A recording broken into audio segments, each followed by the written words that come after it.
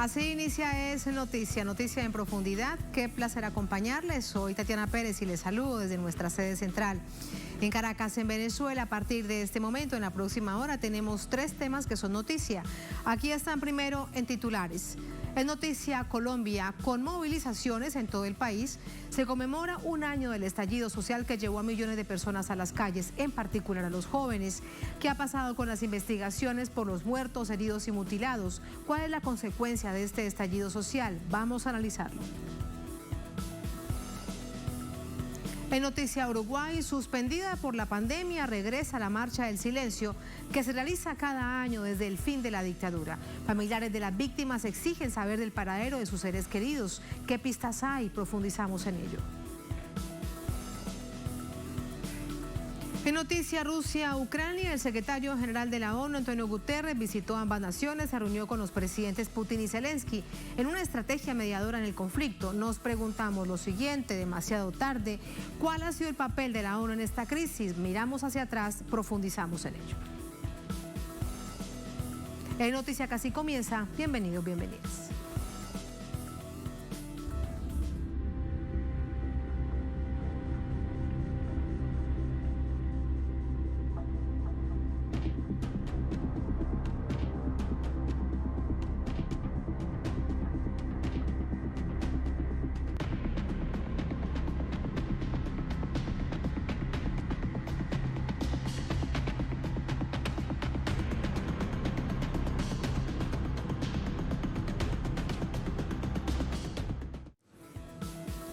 En noticia Colombia, se cumple un año del estallido social que dejó al descubierto las profundas desigualdades sociales y demandas de un cambio estructural del país, pero también puso en evidencia la violencia estatal contra la inconformidad popular que se expresó en las calles. Vamos a ver. Organizaciones étnicas y sociales llegaron hasta la Defensoría del Pueblo en Bogotá. Allí realizaron una asamblea popular que demandó acciones urgentes para que sea atendida la crisis humanitaria que se vive en diversos departamentos de Colombia. Una movilización que se replicó en varias ciudades del país al cumplirse un año del paro nacional, que sumó a diversos sectores sociales. En este año ha transcurrido, realmente no hemos visto ningún resultado de ese estallido social. No tanto porque el estallido social no sea la opción posible, sino porque realmente el gobierno se ha negado a escuchar y se ha negado a llevar a cabo las reclamaciones que han hecho las comunidades. Hoy seguimos en una situación de pobreza más profunda, le han echado la culpa al paro del crecimiento de los precios, por ejemplo, de los alimentos, cosa que rechazamos rotundamente. El 28 de abril de 2021 hubo un despertar social ante las impopulares medidas económicas que pretendía implementar el gobierno Duque. Movimiento al que se sumaron múltiples demandas como la erradicación de la continua violación a los derechos humanos, los asesinatos a los líderes sociales y las masacres, situaciones que se han agravado en las comunidades y territorios de campesinos, indígenas y negros. No nos están dejando vivir sabroso, no nos están dejando vivir bien. Hay confinamiento, hay desplazamiento, hay bombardeo, se está desarrollando la minería ilegal. Las comunidades no pueden salir a desarrollar sus prácticas tradicionales de producción. Este espacio también sirvió para recordar a las víctimas que dejó la violencia estatal desplegada en todo el país y cuya contundencia se reflejó particularmente en la ciudad de Cali, departamento del Valle del Cauca, pero que dejó a nivel nacional alrededor de 1.200 heridos y 80 personas muertas, según organizaciones no gubernamentales como Indepaz.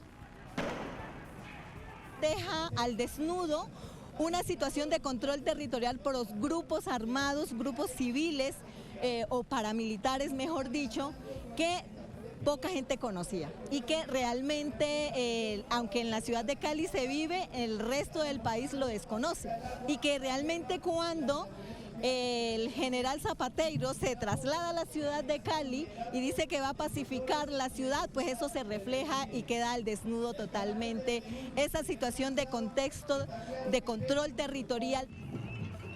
Los jóvenes estudiantes universitarios fueron un actor importante en el estallido social, en generar conciencia de cambio, resistencia y un alto grado de organización desde lo comunitario. No estamos todas y todos en este momento, hacen falta los y las compañeras presos políticos, los y las compañeras asesinados y desaparecidos y los y las compañeras heridos y mutilados a causa del Estado y de la estrategia paramilitar el año pasado. Y hoy que cumplimos un año del paro nacional, el movimiento universitario está más unido que siempre. Desde las calles, desde los barrios, desde los niveles organizativos, la juventud se expresó, la juventud se organizó por medio de ollas comunitarias, de arte, de música. Las luchas y reivindicaciones sociales expresadas en las calles y carreteras aquel 28 de abril logró revertir una serie de medidas económicas que afectaban a los trabajadores y población vulnerable. Pero aún persiste la violencia y el conflicto en los territorios ante un gobierno que mantiene como política social una estrategia de guerra.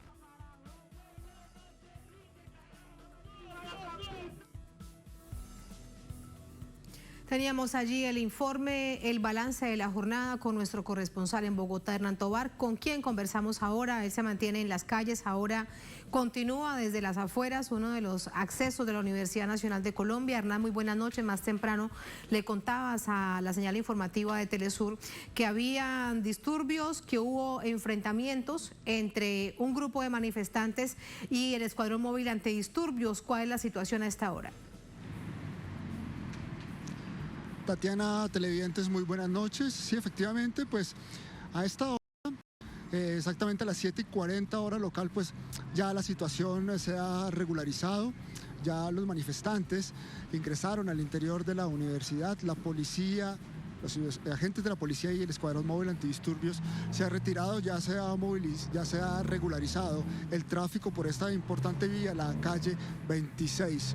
Nos dicen también que hay algunos manifestantes sobre la carrera 30, también otra de las vías importantes de esta capital. Aquí llegaron procedentes de diversas universidades de la ciudad pública. Se concentraron aquí algunos estudiantes que solicitaban precisamente un cambio en el modelo económico, social, un cambio en la política de guerra que se está implementando en el país.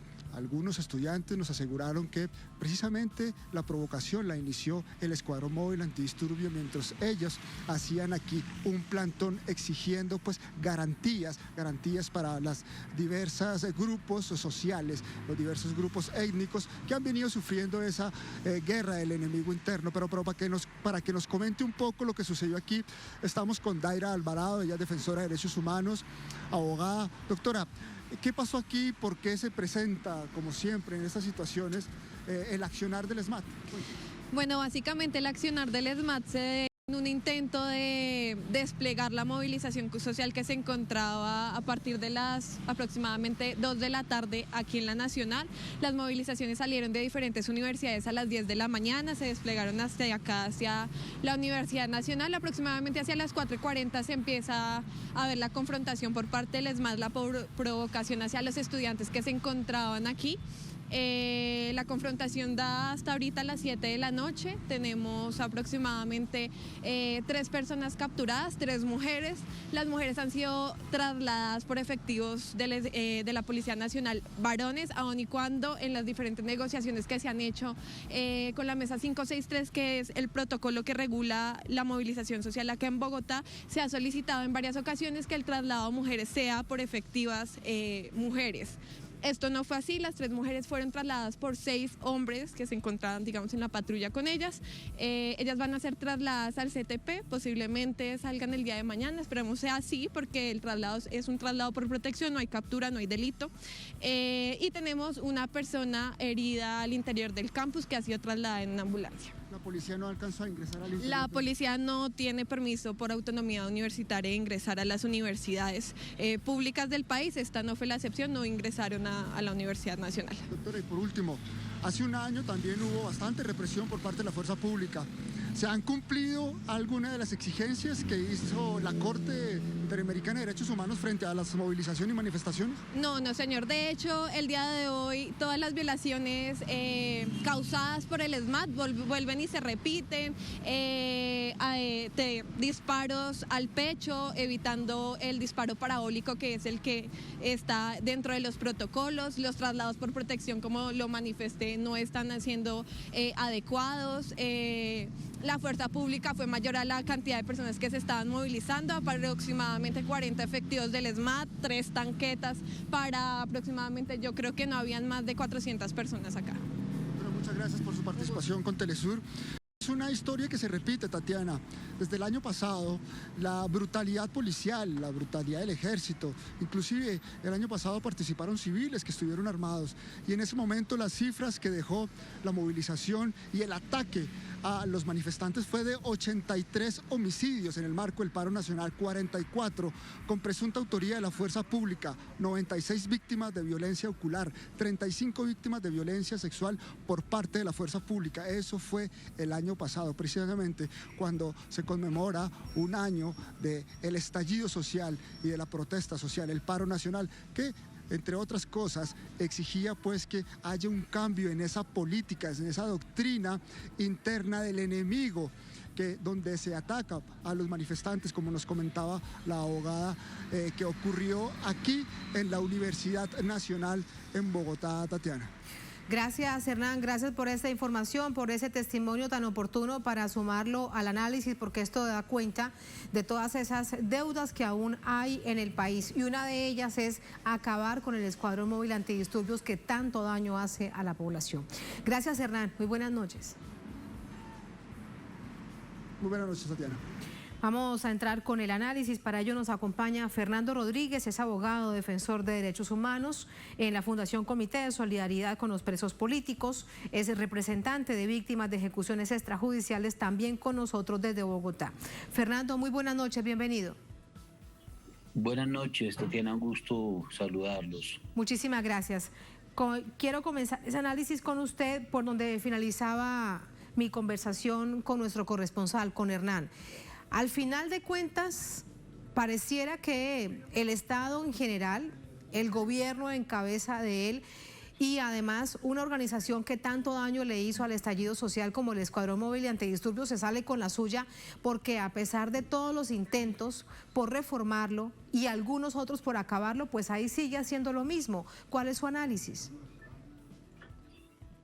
Bueno, lo que estamos viendo es nada más ni nada menos que la continuidad o la permanencia de unas prácticas que surgen de ideologías en donde a la protesta social se le cataloga como si se tratara de delincuencia común, como si se tratara de contrarrestar el libre ejercicio de la protesta social, dándole una estigmatización a los manifestantes de categoría de enemigo, lo que desde luego pues dista del deber ser de las fuerzas institucionales, de lo que debiera corresponder a la fuerza pública, en tanto son instituciones que por lo menos en el papel, en la Constitución, surgen para defender la vida, honra y bienes y derechos fundamentales de todos los ciudadanos, incluidos aquellos que salen a protestar pacíficamente. Y esto además se suma a el balance tan doloroso de personas, de jóvenes, la mayoría de ellos que fueron asesinados, la mayoría de ellos además en Cali, la capital del Valle del Cauca, de personas heridas, de jóvenes que además perdieron uno de sus ojos, producto del accionar de este escuadrón móvil antidisturbios, y una parte también cometido por el ejército cuando el gobierno decide desplegar el ejército hacia las calles en zonas urbanas en Colombia en el marco de todo lo que significó ese estallido social. ¿Qué ha pasado con esas investigaciones? Bueno,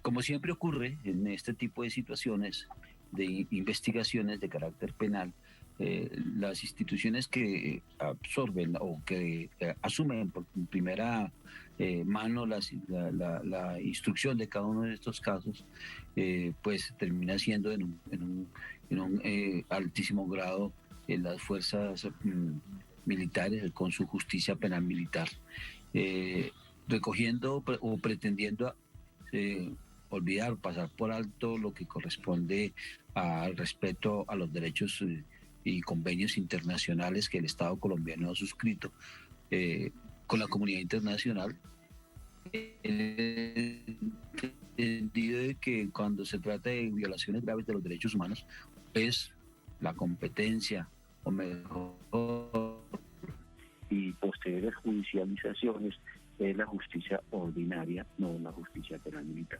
Entonces el primer escollo que hay que superar para que las víctimas puedan encontrar alguna posibilidad de justicia es justamente precisamente ese de lograr que sus procesos, sus causas se orienten por la justicia penal ordinaria y no por la penal militar. Y ahí, por supuesto, hay un desgaste de 1 o de 2 años, mientras que la Corte Constitucional resuelve este tipo de conflictos de competencia. Luego, cuando se logra que la investigación sea por fin asumida por la justicia ordinaria, es decir, por la Fiscalía General de la Nación, pues allí vamos a encontrarnos con una serie de inconvenientes, de inconsistencias, desde el tipo administrativo, por sus constantes y permanentes cambios de fiscales. Cada uno de estos despachos no hay una continuidad, no hay una permanencia, no hay una tranquilidad para que la víctima, incluso los mismos procesados, tengan la certeza de que sus causas van a seguir por el conocimiento de un funcionario único, permanente. No es así. Aquí es un periódico y constante que un fiscal dure 6 meses y lo cambien. Luego llega otro, el mismo despacho dura 1 año y lo cambian. Y el que viene, pues repetirá la misma historia y bajo esas circunstancias, es de nunca terminar. Y bajo esas circunstancias pervive entonces la impunidad, abogado. Claro, porque pues se hacen eternos los juicios. Hemos visto hasta hace poco que se logró concluir el proceso de uno de los chicos que fueron asesinados por el SMAT. Ese proceso duró 15, 17 años hasta que el tribunal como órgano de cierre logró resolver o confirmar la sentencia de primera instancia. Me refiero al caso de Nicolás Neira. Entonces, ese es más o menos el promedio que puede estar durando un proceso aquí en Colombia, 15 o 17 años, por toda la cantidad de trabas, de suspensiones, de aplazamientos, de nulidades, en fin, causas o razones o efectos o trucos o como lo queramos llamar, pero de todas formas siempre vamos a encontrar una serie de lamentables hechos que terminan dilatando lo que debiera de durar no más allá de 4 o 5 años, que es lo que se supone debería durar un proceso en justicia ordinaria, por lo menos dentro de las causas de primera y segunda instancia, pero lamentablemente tampoco es así.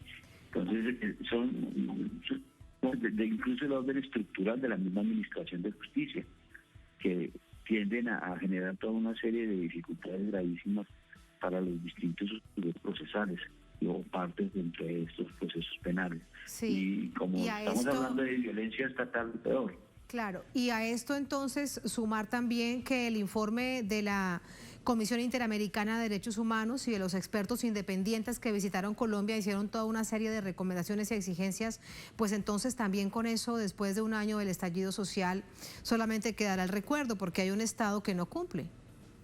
No, pero el gobierno sí cumplió. ¿En qué? Y cumplió en poner a los uniformados muy bonitos, les cambió los uniformes, se ven muy franceses. Los automóviles en que se movilizan, a veces siente uno que está como en París. Bueno, abogado, usted tiene razón, les cambió el uniforme de verde a azul. Claro, sí. Claro, sí. Y eso genera una sensación de encontrarse uno a orillas del río Sena. Entonces eso pues es muy importante para aplicar, pues, y traer a la realidad conceptos de democracia y justicia gracias a esas reformas tan profundas.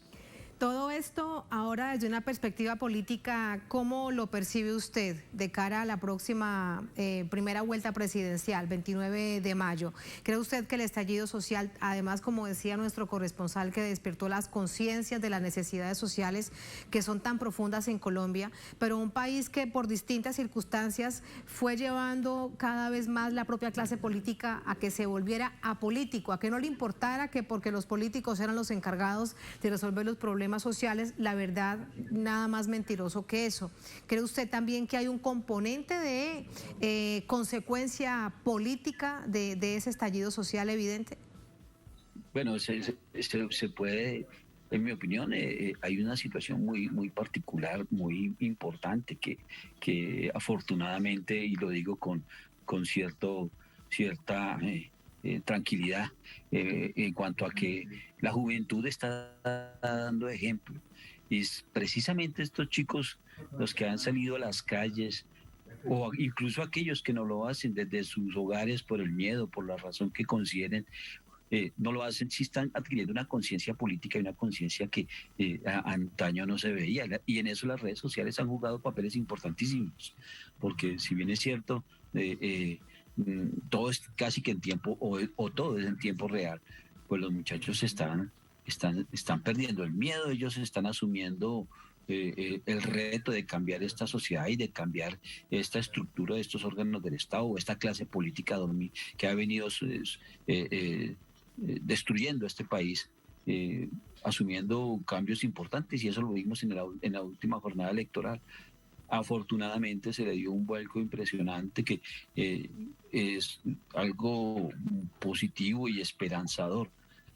Que si no es por esta juventud, pues estaríamos bajo las mismas tinieblas, sin mayor posibilidad de cambio real. Lo que pasó en esas elecciones es nada más ni nada menos que un ejercicio claro y una muestra profunda del descontento de la juventud, porque mi generación y mis antecesores, mis antepasados, pues siguen creyendo en gran medida en esos miedos al cambio, porque el comunismo, porque no podemos ser otra Venezuela, y me perdonan la comparación, pero ese es un cliché que aquí se maneja constantemente. Entonces, los chicos, la juventud está diciéndole al Estado, está diciéndole a la clase política dominante, a nosotros no nos asustan, nosotros somos fronteros, vamos a cambiar este país, y lo estamos haciendo, y eso es algo que definitivamente me llena de orgullo y de tranquilidad de saber que eso está pasando. Ojalá y espero podamos llevarlo a buen puerto, porque los peligros que se ciernen sobre esas posibilidades de cambio son reales. Aquí en Colombia existe una oligarquía terrible, una oligarquía que es capaz de matarse entre ellos. Y de eso ya hemos visto casos patéticos, como el homicidio de Álvaro Gómez Hurtado. A Gómez Hurtado no lo mató ninguna organización guerrillera. Se mataron, fue la ultraderecha, lo vio como enemigo y lo asesinó. Ahora, si llegara a llegar, aunque espero que así sea, que en próximas elecciones presidenciales el cambio realmente se dé, pues es muy probable que hayan situaciones mucho más allá de los ruidos de sables en los que en algún momento se ha hablado aquí en Colombia, cuando la bota militar y la más extrema reacción desde el lado castrense en Colombia se enarbora las banderas del fascismo, y la ultraderecha pues con las pretensiones de derrotar un gobierno progresista. Ojalá que eso no llegue a pasar, pero hay que tomar muchas medidas de precaución y hay que ser muy inteligentes para fortalecer la democracia y permitir que un cambio de verdad histórico pueda dejar las mejores bases para que este país sea lo que se merece. Esperemos lo que suceda el próximo domingo 29 de mayo, y lo que viene en adelante sin duda será un gran desafío. Abogado, gracias, muy buenas noches. Gracias por el análisis. Tatiana, con mucho gusto y gracias a ustedes. Feliz noche. Muchas gracias. Así vamos a la primera pausa en esta emisión de Es Noticia. Al volver en Noticia Uruguay, suspendida por la pandemia, regresa la Marcha del Silencio que se realiza cada año desde el fin de la dictadura. Familiares de las víctimas exigen saber del paradero de sus seres queridos. Pero ¿qué pistas hay? ¿Qué dicen las investigaciones? ¿Qué pasa con los responsables? Muchas preguntas en este momento al volver en el Noticia.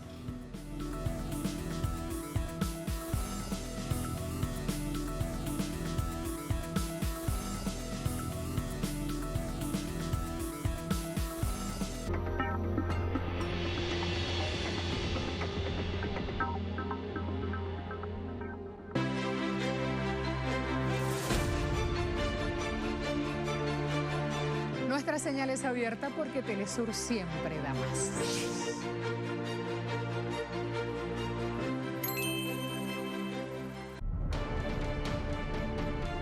Desde el Alto, una caravana partió rumbo a Santa Cruz con equipos de última generación para el tratamiento del cáncer. Este es un sueño que poco a poco el gobierno nacional va plasmando en realidad. Y poco a poco vamos trayendo todo este equipo para que los cruceños puedan atenderse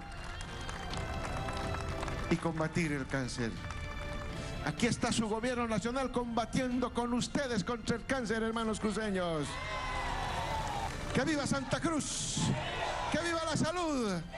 ¡Que viva nuestro Estado plurinacional de Bolivia! Muchas gracias, felicidades a todos nuestros hermanos cruceños. Estamos saliendo adelante.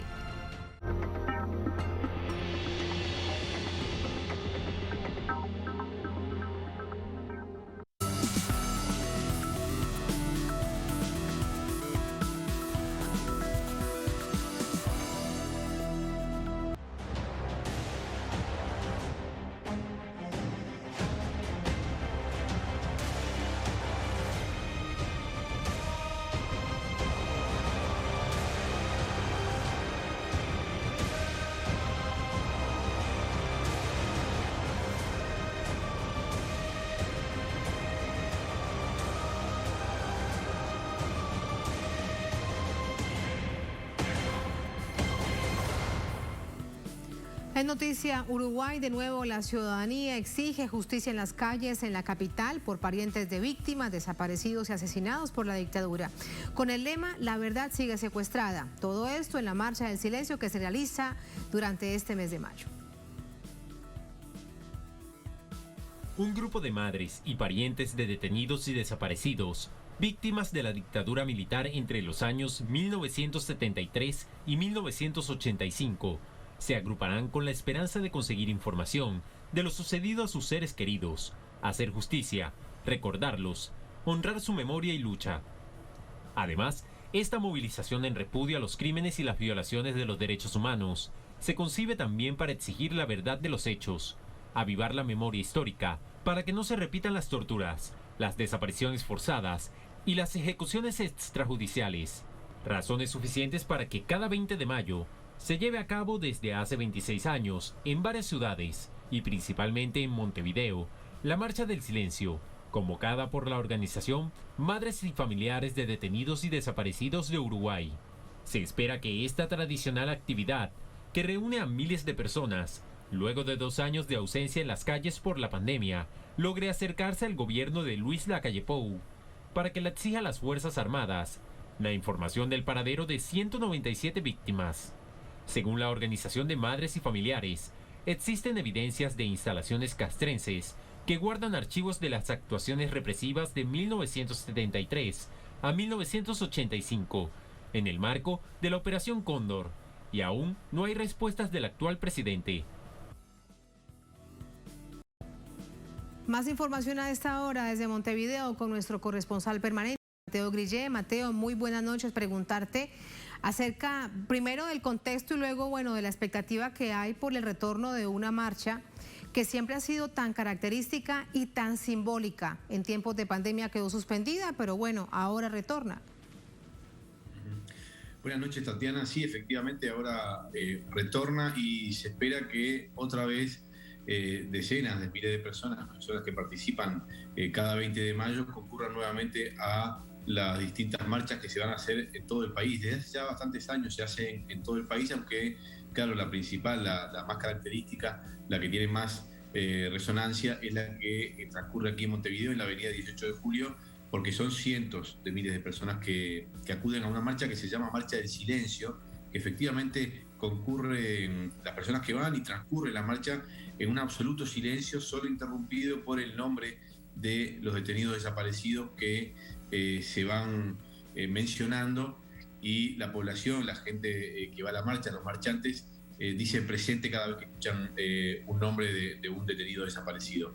Esta marcha vuelve entonces a las calles después de 2 años, como bien decías, de interrupción de carácter presencial, aunque igual hubo movilizaciones virtuales en estos últimos 2 años, que fueron una novedad en ese momento, porque así lo exigía la emergencia sanitaria y la situación que estaba viviendo el país, pero que copó realmente muchos dispositivos, miles de dispositivos y de redes sociales. Aquí se pudieron participar de alguna manera un poco novedosa de la marcha en esa versión virtual. Ahora en las calles se espera lo mismo en un contexto que no ha variado mucho en los últimos 2 años respecto a la búsqueda de desaparecidos, respecto a el hallazgo de nuevas pistas que permitan acercarse a conocer el destino entonces de los detenidos desaparecidos. Hace algún tiempo atrás, algunas semanas, quizás algún mes, hubo una pista que se encontró, que se halló de parte de algún oficial que había trabajado en un edificio oficial del Correo,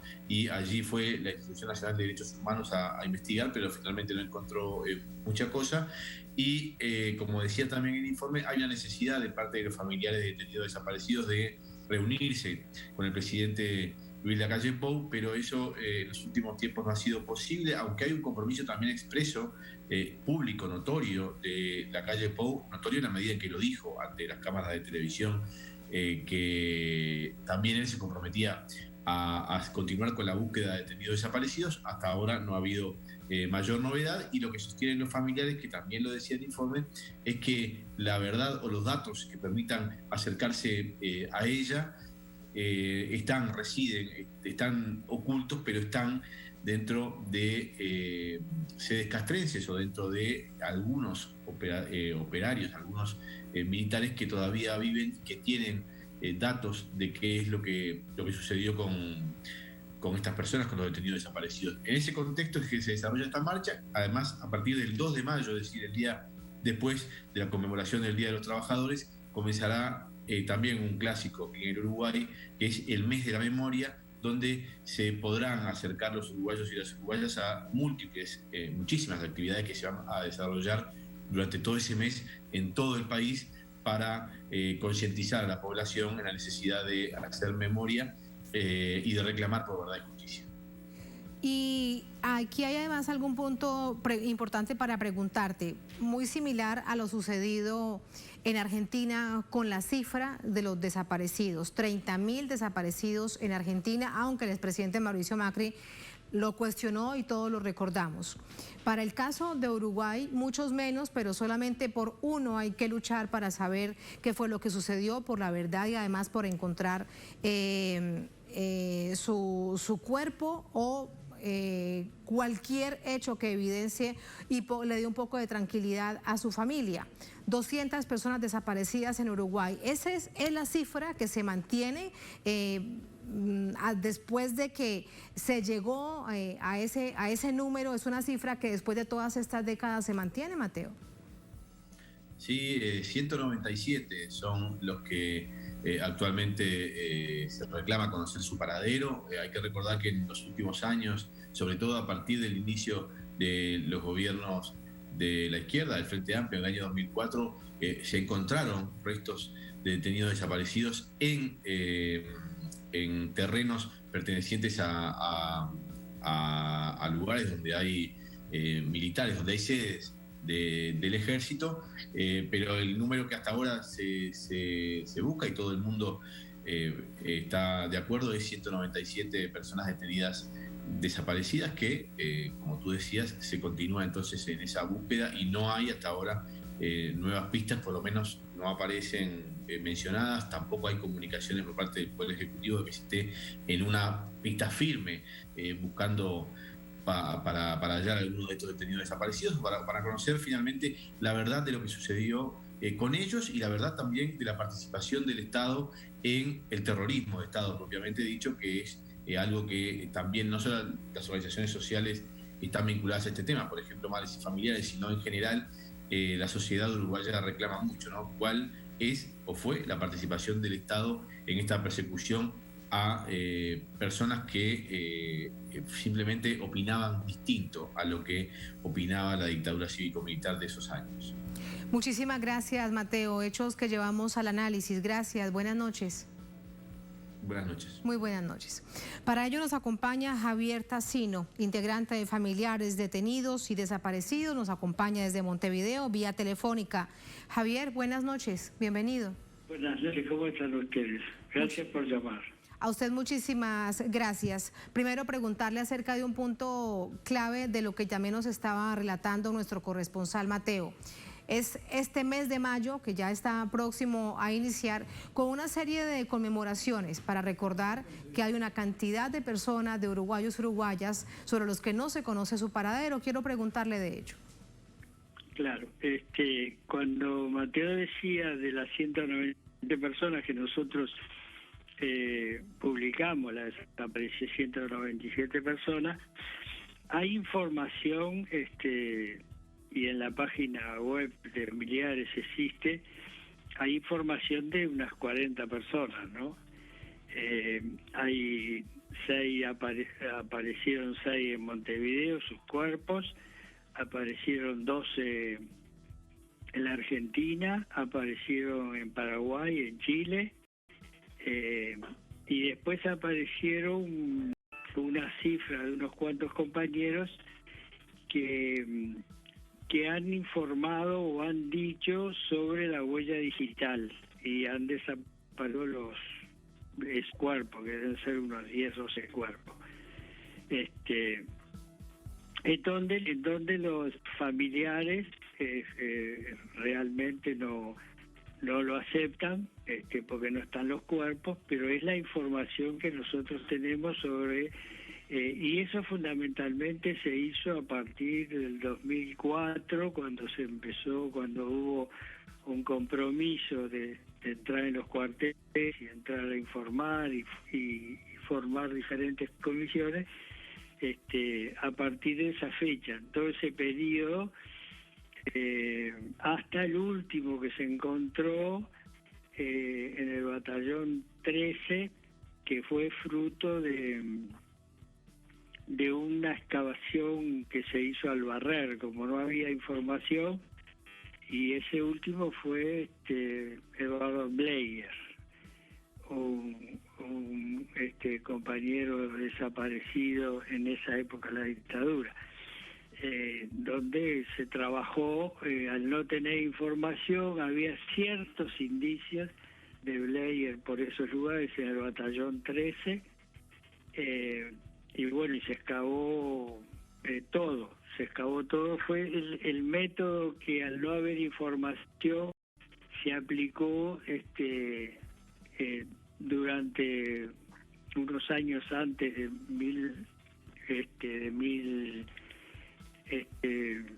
19, del año 19. Javier, ¿por qué, a qué creen ustedes, cuáles son las razones para no avanzar, para no tener más pistas acerca de los desaparecidos, producto como consecuencia de la dictadura en su país, en Uruguay?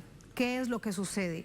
Le incluyo incluso si tiene que ver con la decisión de algunos militares de guardar silencio. Sí, claro. Son varios los factores, ¿no? Terminada la dictadura, hubo unos 20 años que no se hizo absolutamente nada en torno a la búsqueda, en torno a investigar. Y a partir del 2004 se empezó a entrar en los cuarteles y se empezó con las investigaciones, comisiones, y de distinta forma fueron apareciendo esos 4 cuerpos. Después se encontró un cráneo sobre una muerte realizada por un militar que lo llevó a un río y lo enterró, y el último que apareció, que el que le dije, el batallón 3. Sí. Son varios motivos, ¿no? La justicia, por un lado, que no llamaba, que no buscaba, que no investigaba, y bueno, y mucha investigación se tuvo que hacer los propios familiares, las propias causas que se fueron presentando, era los familiares. En una primera instancia se crearon algunas comisiones en ese periodo hasta el 2019, hasta 2019.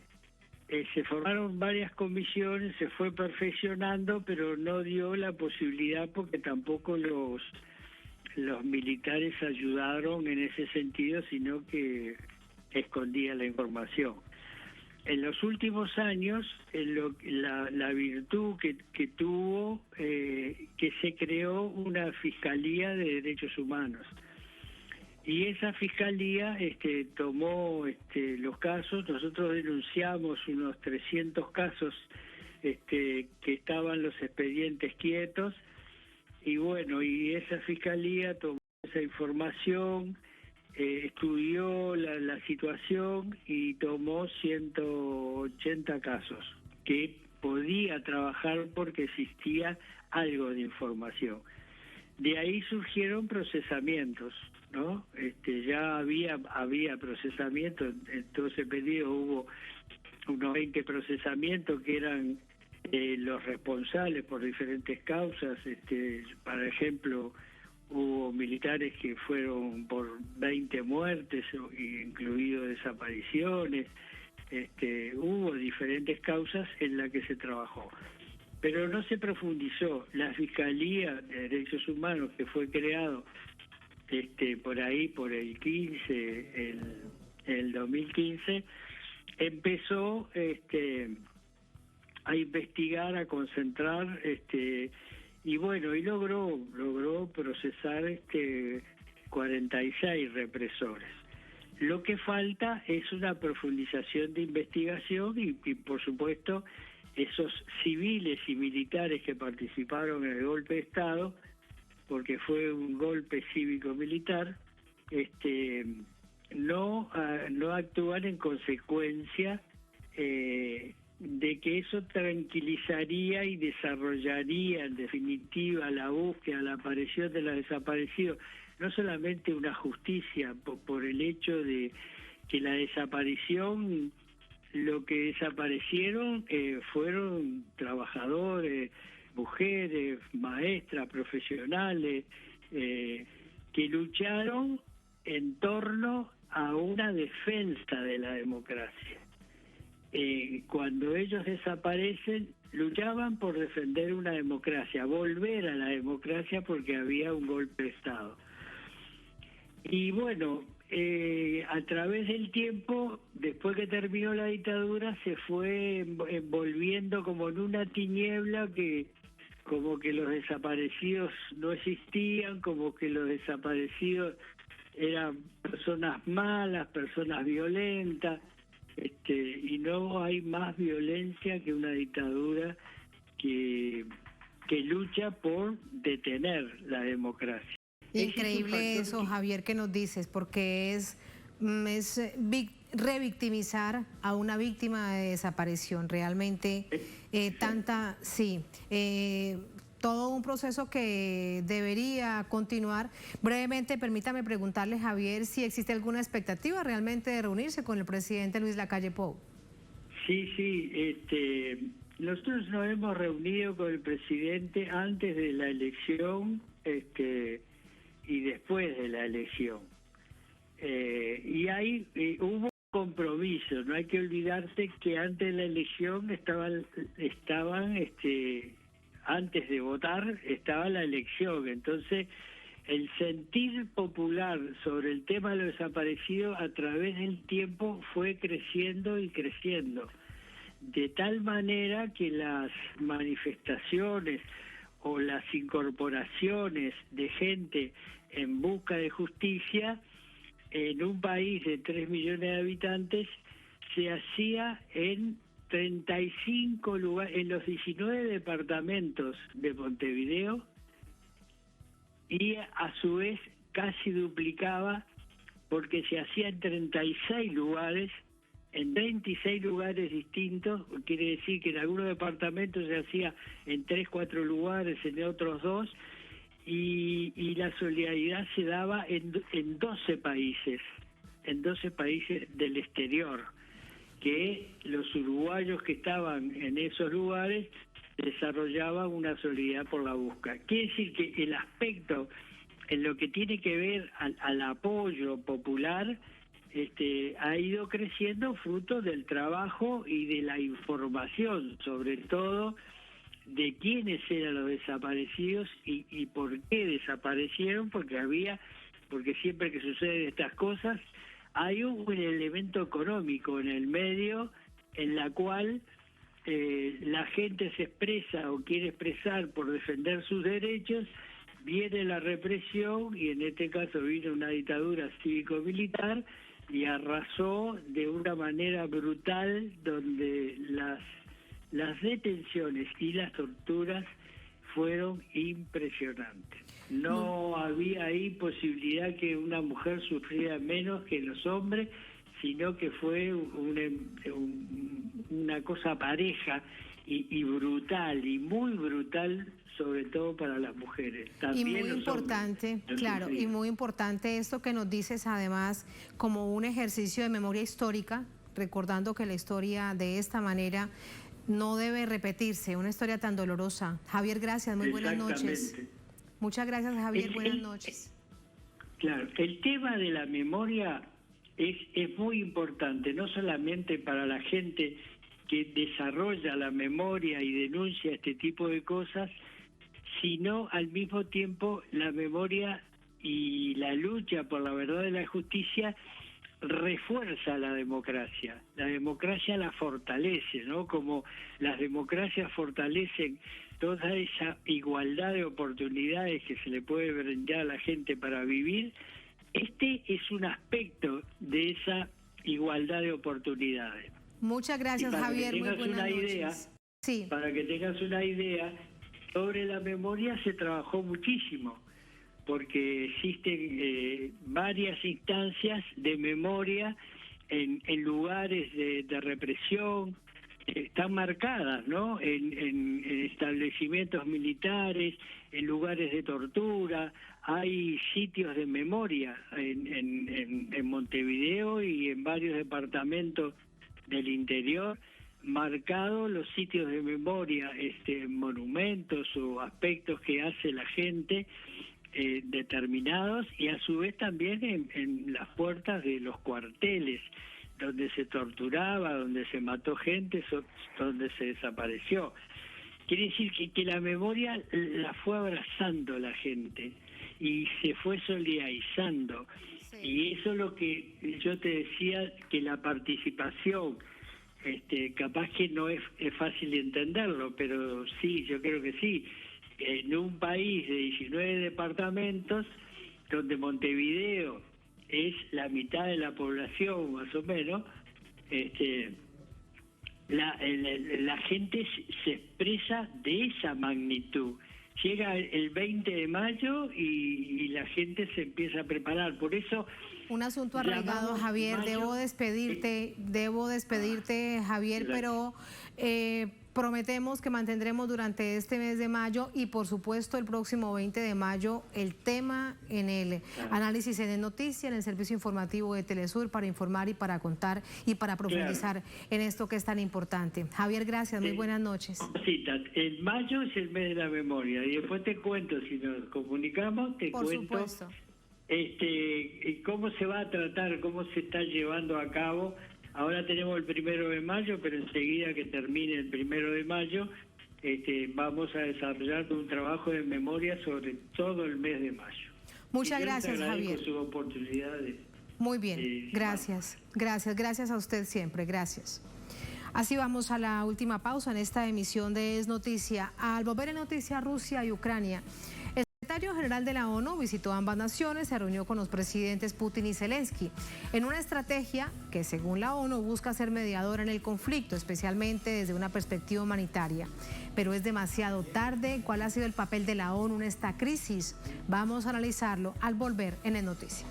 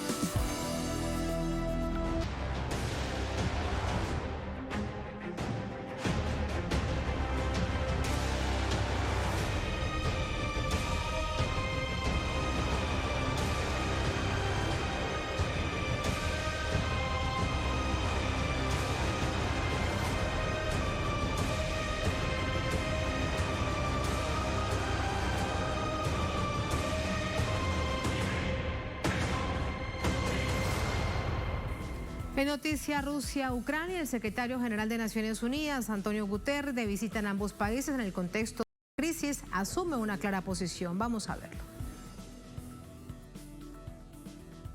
El secretario general de la ONU, Antonio Guterres, se encuentra desde el 27 de abril en Ucrania. Visitó Kiev y la ciudad de Bucha, situada a unos 20 kilómetros de la capital. Se reunió con el presidente Volodymyr Zelensky. Discutieron sobre la organización de corredores humanitarios y la evacuación de civiles de la planta Azovstal en Mariupol. Asimismo, el martes se encontró en Moscú con el presidente Vladimir Putin y el ministro de Exteriores, Sergei Lavrov. Tal como sucede con los representantes de países que no son aliados del Kremlin, Guterres fue sentado al extremo opuesto de Putin. Al respecto de este encuentro, Guterres declaró este jueves que existen dos posiciones totalmente distintas sobre lo que ocurre en Ucrania. Para Rusia, se trata de una operación militar especial. El mandatario ruso, poniendo como ejemplo a Kosovo, defendió el derecho a la autodeterminación de los pueblos. Guterres, desde territorio ucraniano, dejó en claro su postura. La posición de las Naciones Unidas es clara. Como dije en Moscú, la invasión de Rusia a Ucrania es una violación de su integridad territorial y de la Carta de las Naciones Unidas. El secretario general considera importante adelantar una exhaustiva investigación. Es vital que la Corte Penal Internacional y otros mecanismos de la ONU realicen su trabajo para que pueda haber una rendición de cuentas real. La obligación de la ONU en medio de un conflicto es ayudar a mantener la paz y la seguridad internacional.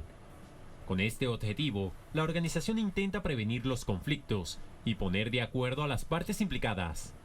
Esto implica no asumir posturas, tal como lo ha denunciado Rusia, respecto al discurso de los representantes del organismo. Estoy aquí para decirle a usted, señor presidente, y al pueblo de Ucrania que no nos rendiremos. Mientras sigamos presionando por un alto al fuego a gran escala, también seguiremos esforzándonos por medidas prácticas e inmediatas para salvar vidas y reducir el sufrimiento humano.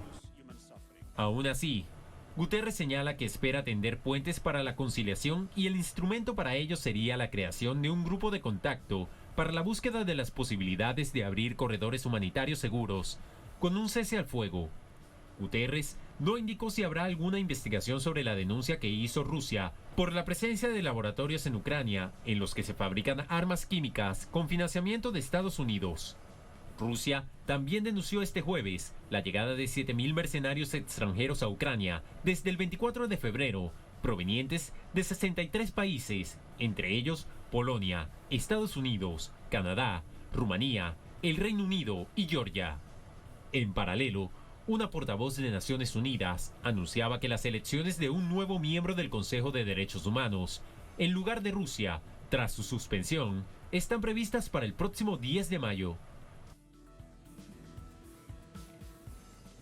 Entramos con el análisis, para ello nos acompaña Patricio López, periodista, analista internacional, nos acompaña desde Santiago de Chile. Patricio, bienvenido, muy buenas noches. Muy buenas noches, espero que estés bien, igual que todos nuestros televidentes. Muchísimas gracias. Primero una pregunta tal vez un poco general, pero para entender lo que significa esta visita que hace Antonio Guterres, primero a Rusia y luego a Ucrania, y se reúne con los presidentes de ambas naciones. ¿Por qué tan tarde? ¿Por qué crees que ha sido después de tantas situaciones tan complejas que se han vivido sin contar desde el año 2014? ¿Por qué llega esta visita ahora de Antonio Guterres? Sí, creo que es muy importante partir por esa pregunta, y es una pregunta que no tiene una respuesta tan fácil. Creo que habría que analizar la situación en una perspectiva más general, dar cuenta del deterioro que ha tenido Naciones Unidas en su capacidad de gobernar el rumbo de los acontecimientos a nivel mundial. Yo soy de aquellos que subraya que más allá de todas las contradicciones, debilidades y dobles estándares de Naciones Unidas, es la manera que ha encontrado la humanidad de ponerse de acuerdo sin tener que recurrir al mero peso de la fuerza bruta. Y por eso mismo uno hubiera esperado que en una circunstancia como la que se está viviendo hubiera tenido Naciones Unidas y su secretario general un rol mucho más activo desde el principio. Lo que tú mencionas obedece efectivamente a un vacío, a un silencio que nos ha llamado poderosísimamente la atención, con una supuesta y eventual negociación entre dos bandos, aunque todos sabemos, y a la luz también de la posición negociadora del presidente ucraniano, uno puede presumir que está en las sombras la presencia de Estados Unidos como un actor negociador invisible e indirecto, digo, a través de Ucrania, pero que ese espacio no ha sido finalmente un espacio que, en primer lugar, logre una aceleración de las negociaciones para llegar a un acuerdo, y en segundo lugar, que logre una presión de la comunidad internacional para llegar finalmente a una solución satisfactoria. De la boca para afuera, todo el mundo va a decir que quiere la paz. Sin embargo, desde el punto de vista analítico, uno puede presumir que hay actores que están apostando a la prolongación de este conflicto como una manera de generar una debilidad en aquellos que juzgan como sus adversarios más estratégicos. Para decirlo más directamente, una pretensión de Estados Unidos de que este conflicto se alargue para debilitar la posición de Rusia no solamente respecto a Ucrania, sino también en esta perspectiva geopolítica planetaria. Y es que todos los hilos conducen a eso, a que Rusia se desgaste y que se prolongue el conflicto en Ucrania, además como un títere de las decisiones que toma Occidente, en particular Estados Unidos.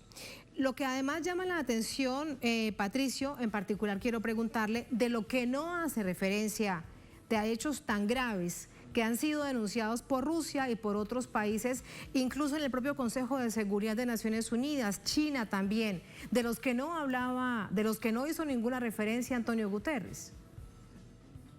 Sí, llama mucho la atención. Uno podría decir que las palabras del secretario general de Naciones Unidas están mucho más en la órbita de lo que Occidente, y lo digo, ustedes saben, muy entre comillas, conoce como la comunidad internacional, y probablemente la comunidad internacional es esta triangulación entre Estados Unidos, la Unión Europea y Japón.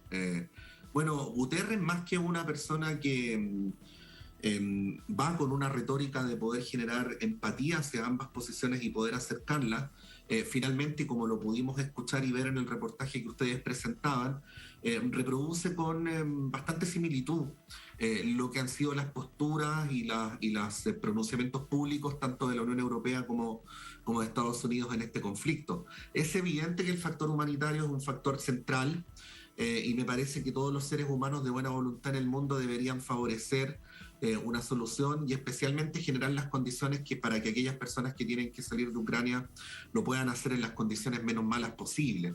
Eso está fuera de discusión, pero el punto central acá es poder llegar a un acuerdo que dé un cese definitivo a las hostilidades. Y para que eso ocurra, se requiere evidentemente, en primer lugar, que Ucrania deje de convertirse en una amenaza para Rusia, y en segundo lugar, en generar una solución, vamos a decirlo así, honorable y segura para poder garantizar. No solo para Rusia, Patricio, sino para Europa. Otra de las denuncias, sí, claro, es que en estos meses, solo en estos meses de conflicto, han llegado a Ucrania 7.000 mercenarios de distintas partes del mundo. Si recordamos y lo miramos como una radiografía de lo sucedido, por ejemplo, en Libia o Siria, pues veremos que todos esos mercenarios se van a quedar rondando en Europa haciendo de las suyas. Bueno, eso es indudable y ese es un factor que augura inestabilidad en el futuro. También lo es, como mencionaba el reportaje que ustedes realizaron, la presencia de estos laboratorios químicos en Ucrania. Bueno, esas son cuestiones que se tienen que abordar directamente y llama poderosamente la atención que el secretario general de Naciones Unidas haga públicamente como si no existieran o como si no fueran parte central del problema.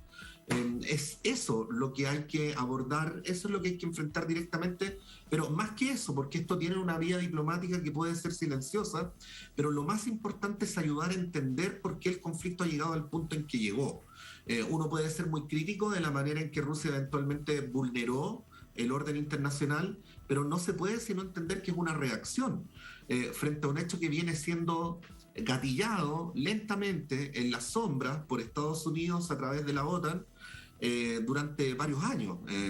Entonces, esa es la situación que ahora hay que abordar y enfrentar. Una solución que efectivamente le dé a Rusia seguridad frente a Ucrania y evidentemente una posición de Ucrania que no sea tan directamente volcada hacia los intereses de Estados Unidos. Esto no tiene mayor vuelta que lo que estoy mencionando, por ahí tiene que ir la solución. Muchísimas gracias, Patricio, por lo que vemos ahora y que usted bien lo dice, y es que es lamentablemente lo que parece, ojalá que no, una crisis que va para largo. Muchas gracias, muy buenas noches. Lamentablemente, sí, muy buenas noches, que estén muy bien. Muchas gracias. Gracias a ustedes por habernos acompañado. Ponemos punto final a esta emisión de Noticia. Hasta mañana, sigan con nosotros.